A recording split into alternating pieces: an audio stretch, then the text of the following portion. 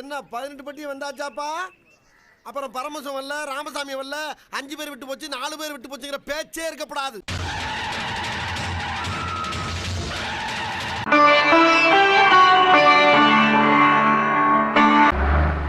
இது யாரா அந்த பையன்?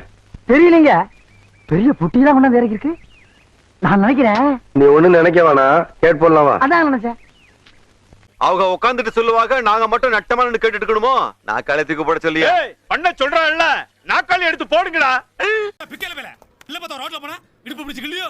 இடுப்பு எடுப்பா இருந்தா பிள்ளை பத்தவன் பாப்பேன். ஏன்னா லேசா அப்படி இடுப்பு பிடிச்சு கிள்ளதுக்கு இம்புட்டு பையனும் வேலையை விட்டு வந்து உட்காந்துருக்கீங்களே.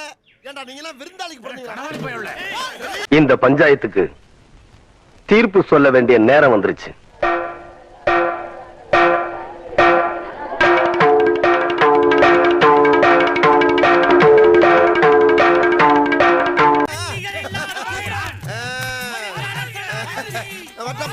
அடுத்த பஞ்சாயத்துல மீட் பண்ணுவோம். வருங்கால முதலமைச்சர், வருங்கால பிரதம மந்திரி